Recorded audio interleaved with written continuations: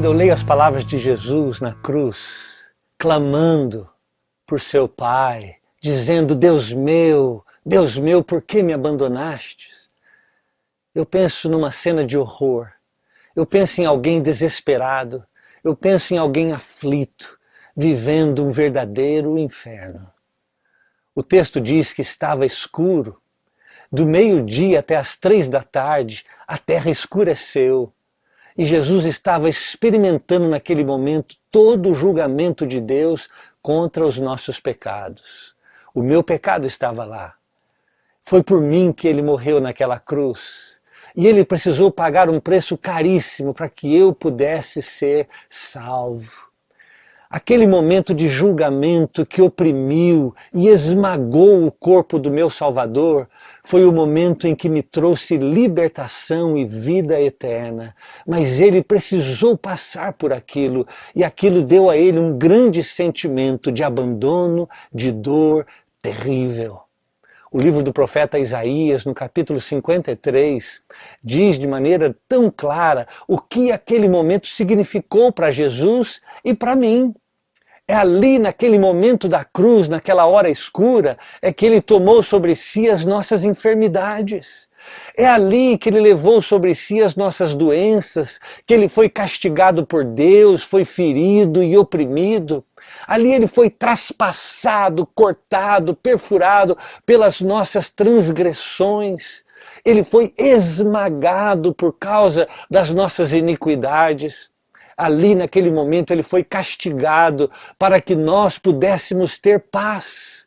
Ele foi ferido para que pudéssemos ser curados. E o Senhor, Deus, fez cair sobre ele a minha iniquidade, a sua iniquidade, e assim ele foi oprimido e afligido.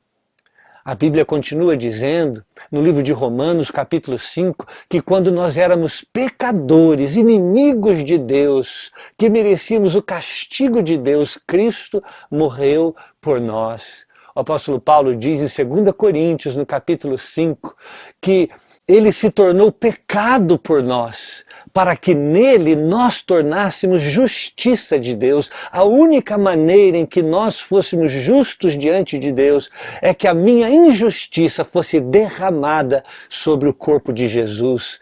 O livro de Hebreus, no capítulo 10, diz com clareza a mesma ideia, que na sua morte Cristo aperfeiçoou para sempre aqueles que estão sendo santificados. A minha imperfeição, todo como o pecado deturpou a minha vida, caiu sobre Jesus, e ele chupou, trouxe, arrastou para si toda a maldição que deveria ser minha.